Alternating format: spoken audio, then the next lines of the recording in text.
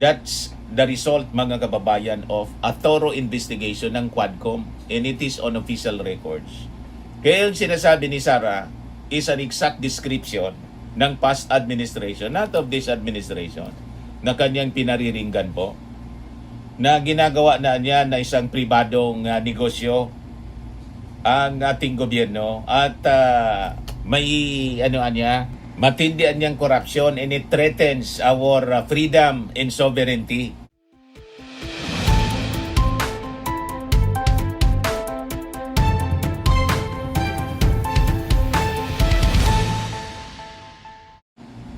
Hello po mga kababayan. O sana niya Mr. Maravilla si Sara Duterte ngayong Independence Day. Na-invite din pala doon sa lugar lang nila magsalita. Diyan na niya Mr. Maravilla yung mensahe. Puro naman po baliktad. Puro baliktad sa kanyang ginagawa, sa kanyang pag-ugali.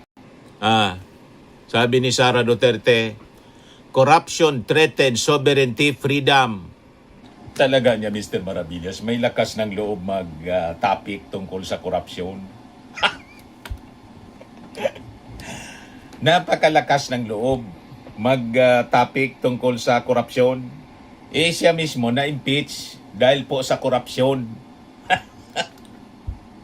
At malamang makonvict, mga kababayan, sa bigat ng ebidensya. Pero she has that gall to speak about corruption, sovereignty, and freedom, mga kababayan.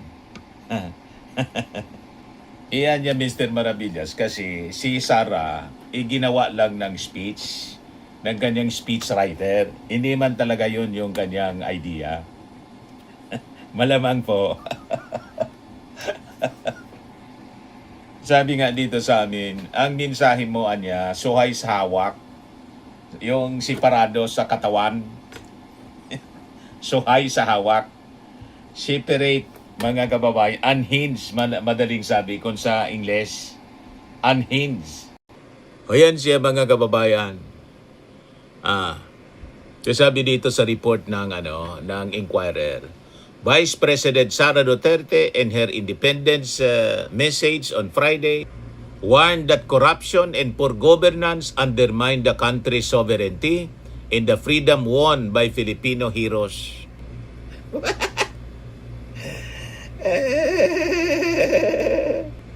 Nagsalita yung malinis, yung hindi sangkot sa korupsyon, na hindi nga sinasagot.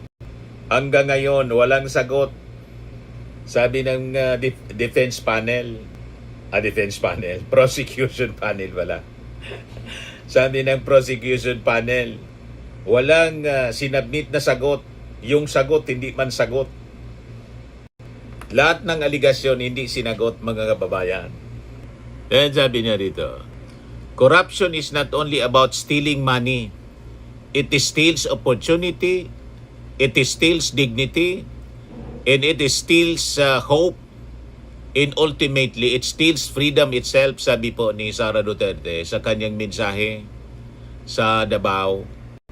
Kanina lang po. Duterte said freedom was never handed to Filipinos but was earned through sacrifice and courage, recalling the struggle against colonial rule.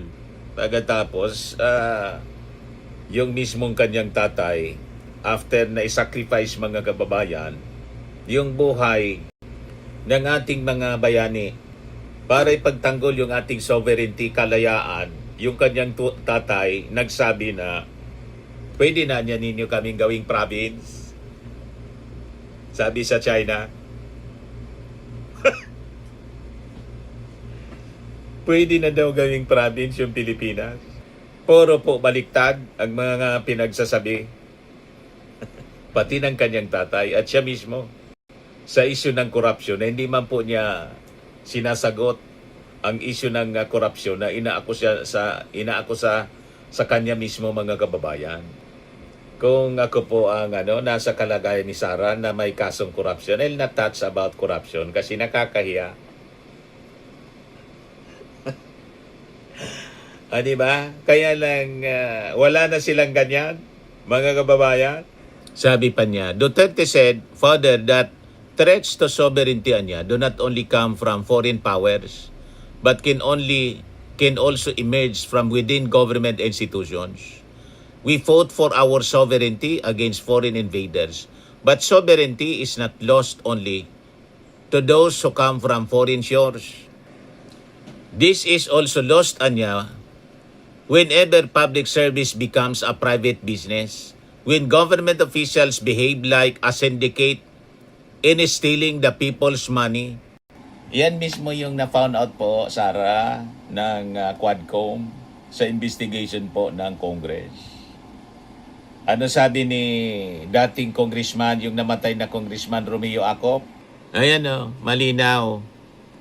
Sa naging pahayag ng House panel, ex-President Duterte, Center of Grand Criminal Enterprise, sabi dito sa report ng Inquirer noong December 14, 2024. Yan o, malinaw. O, i-refresh natin yung isipan ni Sarah based dito sa findings ng Quadcom. Sabi dito, former President Rodrigo Duterte appears to be at the center of a grand criminal enterprise to wage a brutal war on drugs to enable to profit from the very same scourge he had openly and strongly campaigned to eliminate, according to a preliminary report on months-long House inquiry. As it turned out, Duterte was the face of illegal drugs and criminality, sabi sa report ni Acop, in the country. Reading a report on the findings of the House Quad Committee on the links between Philippine offshore gaming operators or POGOs, illegal drugs, and extrajudicial killings during the previous administration. Kaya sabi ni Acop, nabudulan niya tayo, napakasakit. Ladies and gentlemen, the Quadcom has started to uncover a grand criminal enterprise, and it would seem that at the center of it is former President Duterte. Napakasakit po nito dahil pawang tayo ay nabodol. So lumalabas mga kababayan, grand criminal enterprise, yung POGO, yung drug syndicate niya, corruption in government, the war on drugs. Parang sa speech ngayon ni Sara Duterte, dinidescribe niya yung administrasyon ng kanyang tatay. Tama po? Malinaw na description ng previous administrasyon ng kanyang tatay ang sinasabi ni Sara. That is not in reference sa ating present administration. It is a clear reference. Itong sinasabi mga kababayan ni Sara sa administrasyon ng kanyang tatay. Yan ang sinasabi ni Sara dito. Exact description ng administrasyon ng kanyang tatay. This is also lost whenever public service becomes a private business. When government officials behave like a syndicate in stealing the people's money. Sakto mga kababayan sa naging na-uncover sa sa investigasyon ng Quadcom. Yan napakasakit po nito dahil pawang tayo ay nabudol. Ladies and gentlemen, the Quadcom has started to uncover a grand criminal enterprise, and it would seem that at the center of it is former President Duterte. He said that a former right-hand man of Duterte who had testified during one Quad Committee hearing dismissed narcotics officer Eduardo Asier to describe the former chief executive as the Lord of all drug lords. Napakasakit po dahil Mr. Duterte won on a platform of a hardline stance against illegal drugs and criminality. Siya pala ang mukha ng illegal drugs at kriminalidad, said Acop, a retired police general who was chief of the Criminal Investigation and Detection Group. He said the Quad Committee's job was difficult in that no one wanted to go up against a popular former president. But like Duterte, lawmakers were elected by the people and have a responsibility to them, sabi po niya. Kaya ipagpapatuloy po natin ang ating inquiry at sisiguraduhin po naming aayusin ang ating mga batas upang masiguro na hindi na maulit ang mga kaganapang ating natuklasan, sabi po ni Ako. Nagets ninyo, malinaw? That's the result, mga kababayan, of a thorough investigation ng Quadcom, and it is on official records. Kaya yung sinasabi ni Sara is an exact description ng past administration, not of this administration, na kanyang pinariringgan po, na ginagawa na niya na isang pribadong negosyo ang ating gobyerno at matindihan niyang korupsyon, and it threatens our freedom and sovereignty. Yung mismo ng ating Pangulong Bongbong Marcos, mga kababayan, yung nasa sentro ng pagpapaimbestiga, at yung mga sangkot sa korupsyon, karamihan po na sangkot, mga kaalyado niyang senador, the Duterte senators. Yung may mga plunder case, di ba mga senador na kaalyado niya na nanggugulo ngayon sa Senado? Na sinasabi niya, mga kababayan, ginugulo ang Senado. Hindi po ginugulo ang Senado ng Marcos administration. Never na nanggulo ang ating Pangulo. Walang rason na manggulo ang ating Pangulo. Ang nanggugulo po mismo, kayo and your allies sa Senado ay siyang nanggugulo. Lahat po baliktad yung kwento ni Sara Duterte. Ito, sabi niya dito sa kanyang speech sa Davao, Duterte described corruption as a direct attack on the welfare of Filipinos, saying every peso stolen from public funds deprives citizens of essential services and opportunities. Tama ka, kaya nga kailangang harapin mo yung impeachment trial kasi nandun mismo sa articles of impeachment yung corruption sa confidential funds. Kailangang ipaliwanag mo kung paano ginastos yun. Paliwanag mo kung bakit in just 11 days na nadiscover 18 hours lang pala, sabi ni Madriaga, ubos na yung 125 million pesos. So kailangang ipaliwanag mo yon. Kasi kung hindi mo na maipaliwanag, si Mary Grace Piatos, wala kang karapatan na to speak about corruption. Kasi kayo mismo, inaakusa ng corruption. You have no moral authority, Sara, to speak about corruption. Kasi ikaw mismo, hindi mo sinasagot yung corruption allegations against you. Iniiwasan mo. Paano nangyari, sagutin mo, paliwanag mo doon sa Senado? Paano nangyari na yung tawag dito? Safe house na nirintahan mo, ang halaga is 250,000 per month, per night. Saan dito sa Pilipinas may safe house na ang halaga ng renta 250,000 per night? Ituro mo sa amin. Bakit yung mga resibo, acknowledgement receipts, mga pangalan, puro chichirya? Paliwanag mo yon, baka maniwala kami dito sa speech mo about corruption. Na sabi mo, dapat pinapahalagahan every single peso. Dapat pinapahalagahan. Kasi ito ay para sa ating mga mamamayang Filipino. Pero pag hindi mo yun sinagot, iwas pusit ka, tapos you speak about the corruption, sino maniniwala sa kwento mo? Di ba? Yan ang sabi niya dito. Every peso stolen from the people's treasury steals a child's freedom from hunger. It steals a student's freedom from literacy or substandard education. Sagutin mo muna yung mga nabubulok na pagkain sa DepEd nung panahon na para yun sa feeding ng mga bata. Bakit nangabulok? Sagutin mo muna yon. Iniwasan mo yon sagutin. Bakit pala nangabulok yun?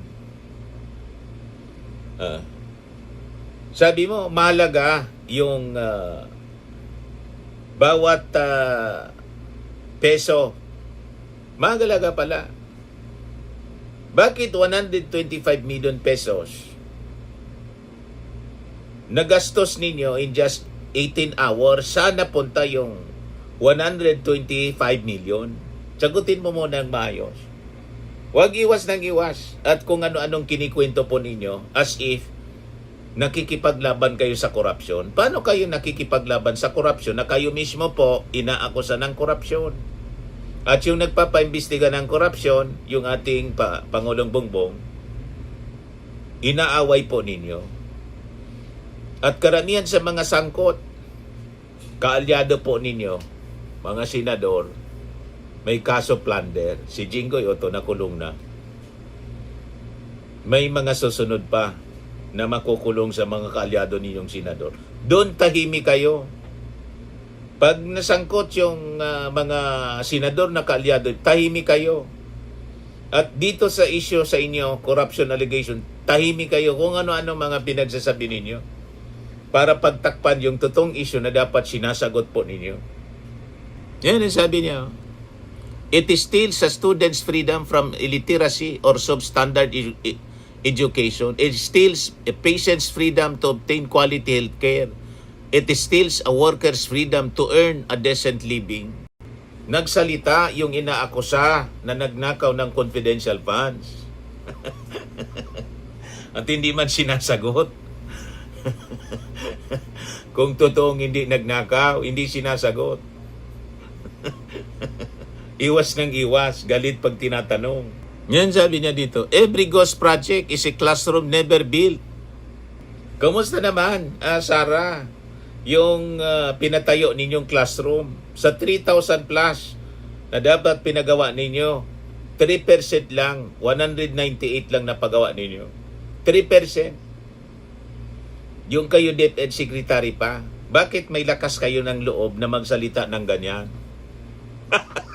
Binigyan kayo ng pagkakataon to lead the Department of Education. Anong ginawa ninyo? Tree planting.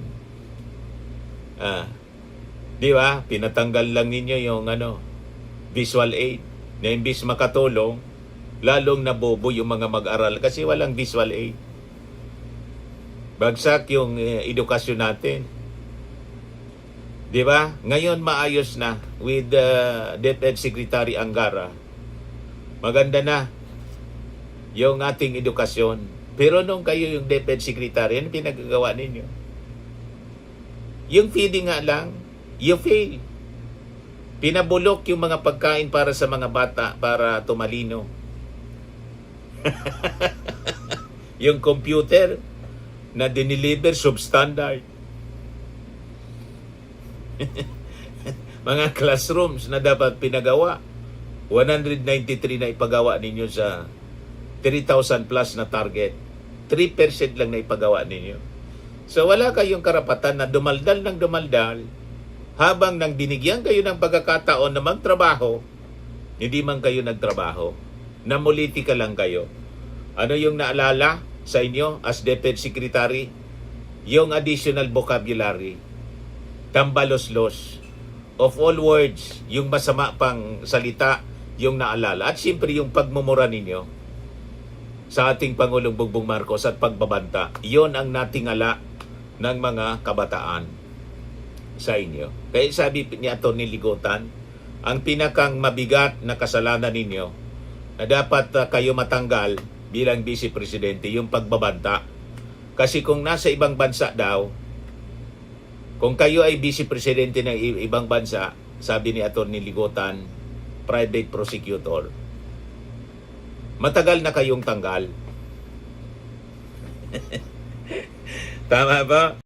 Sabi pa niya, let us choose truth. Let us choose accountability above all. Let us choose hope. Sa inyo po, walang katotohanan sa inyo. Lahat ng mga kwento ninyo, puro kasinungalingan. Puro paninira sa ating Pangulong Bongbong Marcos. Di ba? Walang katotohanan. Lahat ng akusasyon ninyo, kasinungalingan. Tapos sasabihin nyo, let us choose truth. Sabi ninyo na yung gobyerno nito walang direksyon. Kayo may direksyon kayo. Napaka-clear yung direksyon ng bagong Pilipinas. Di ba?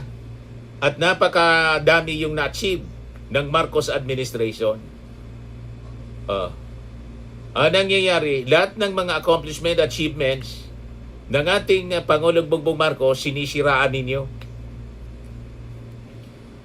Natatakpan ng lahat kasinungalingan na pinapakalat niyo mismo at ang inyong mga kampon. Puro pinapakalat mga fake news. As if kayo may nagawa. Wala kayo, zero contribution po kayo sa gobyerno. Di ba? Napakalinaw. Wala kayong may pagmamalaki na achievement kasi puro kayo biyahe, puro lang panira. Inaaway yung ating administrasyon, di man kayo inaaway. Kayo man lang yung nang-aaway. Di ba? Tapos sasabihin ninyo, let us choose accountability. Harapin ninyo yung impeachment, articles of impeachment, sagutin ninyo. Kasi until today, hindi man ninyo sinasagot. Maniwala kami sa sinasabi ninyo na let us choose accountability. Kayo mismo pinapanagot. Pero umiwas kayong sagutin.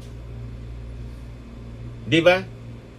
Yan ang problema. Puro baliktad ang mga pinagsasabi ninyo. Ito si Sarah. We fought for our sovereignty against foreign invaders. But sovereignty is not lost only to those who come from foreign shores. Nawawala rin ito sa tuwing ang serbisyo publiko ay nagiging pribadong negosyo. Kung ang mga Iyan mismo yung gawain ninyo eh. Ginawang pribadong negosyo ang gobyerno. Kaya nga ayaw ninyong matanong, opisyal ng gobyerno di ba? Ang turing ninyo, ang gobyerno, pribadong company. Kasi kung ang turing ninyo sa gobyerno, hindi pribadong negosyo, dapat accountable kayo. Pag tinatanong kayo, dapat hindi kayo nagagalit. Kasi kailangan yung transparency, accountability sa gobyerno. Di ba? ay sindikato. Sindikato, Na ang yun mismo yung description ni Akop sa administrasyon ng tatay ninyo, sindikato. pera ng bayan. And pesos Di ba, mga kababayan? Ito po yung press con ng House Prosecution Panel with the House private prosecutors, mga kababayan. At tinanong dito kung alin yung pinakang mabigat among the articles of impeachment laban kay Sara. To the private prosecutors. As we all know po, there are 4 articles of impeachment. Merong about confidential fund misuse, alleged confidential fund misuse, unexplained wealth, bribery, and the threats to the president. Sa mga private prosecutors po, which do you think yung strongest among the articles of impeachment which would lead to the conviction of the vice president? I think I've been asked that question ilang beses na, at saka yung sagot is diretso. Yung pinakamalakas, tsaka yung pinakamalubha na kasalanan ng Vice President, yun yung pagtatangka sa buhay ng ating Pangulo, sa kanyang kabiyak, yung First Lady, tsaka yung former Speaker of the House. Hindi po normal sa isang civilized na bansa gaya ng Pilipinas na yung isang vice-presidente i-aanunsyo sa publiko that she already contracted an assassin to kill no less than the President, the First Lady, and the former Speaker of the House. kung yung ginawa ng Vice President ay nangyari sa ibang bansa, matagal na pong napatalsik sa posisyon yung Kita ninyo? Vice President. Let's ask the public, let's ask the media. Okay? Is it normal to do that? So personally, that is my take as to ano yung pinakamalakas, yun yung pagbabanta sa buhay ng no less than the highest officials of the land. How about the others? Lahat. Amen. Lahat. O ngayon, tinanong si Atty. Ligutan kung bakit nag-volunteer siya sa pagiging private prosecutor. So ito yung kanyang naging paliwanag. He's standing beside legal giants, luminaries in the persons of Atty. Kapunan. Then we have Chairwoman Jingy Luiso and of course Congressman Chel Diokno. We acknowledge the hard work that this endeavor entails. It will not be an easy task unseating and removing from office the Vice President of the Republic, but it is a task that we do not take lightly. We know this is a solemn obligation that we have to the Filipino people to exact accountability even from the highest of officials of the land. What really motivated me from joining the private prosecution team is the story of a school principal that is ordered to be imprisoned for 11 years for pocketing 5,000 pesos. 11 years for pocketing 5,000 pesos for a school principal. What signal would it give to our children? What signal would it give to generations of Filipinos that will follow? If we can send to jail somebody for pocketing 5,000 pesos for 11 years, why can't we remove from office the sitting Vice President for misusing millions of pesos of public funds? We are here because we are advocates of the rule of law. We believe that the law must be applied equally with force to everyone, no matter how high your stature is in society. Having a famous family name should not give you a free pass.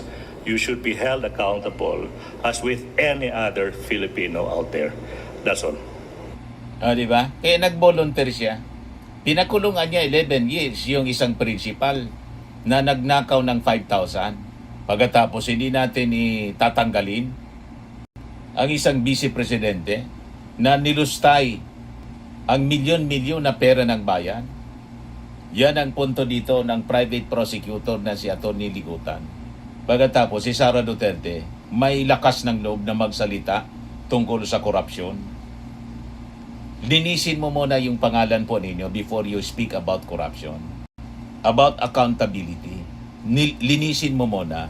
Pag malinis yung pangalan ninyo, then you have all the moral authority to speak about corruption, fighting corruption. Pero kung kayo umiiwas mismo sa pananagutan, then you don't have the business. You don't have the moral ascendancy to speak about it, about corruption, na kayo mismo ay inaakusa ng korupsyon. Ganun lang po yon mga kababayan.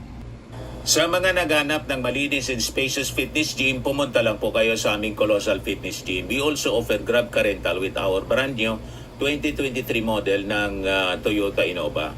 We also accept booking for those who are planning to travel via PAL, Cebu Pacific, and other airline companies, local and international, and bills payment for Meralco Bills, PLDT, Aleco Bills, etc. Ang Colossal Fitness Gym is located at 3rd floor Security Bank Building, Landco Business Park, Legazpi City, Albay. For inquiries, look for Chilon Maravillas. Contact number 0966-802-0949. Yan yung aming Innova. Lagi na pong matao sa amin. Pati mga foreigners po, tingnan ninyo. Mga British tourists sila. Ang lalaki ng katawan na, mga kababayan, nag-gym sa amin. Ito naman po, Indian National. Ito mga mga European sila. Ito naman yung bago naming product na binibenta online, iGlow Serum. Whitening po siya galing sa South Korea. Tingnan ninyo yung epekto sa aking anak na architect entrepreneur, Riz Maravillas. For inquiries, look for Riz Maravillas on FB.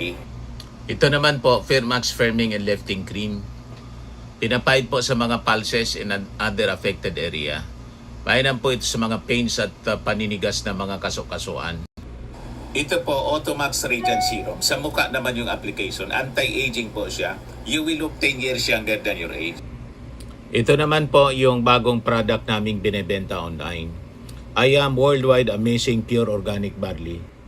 Powdered drink mix from Australia. Mainam po ito sa mga cancer patients.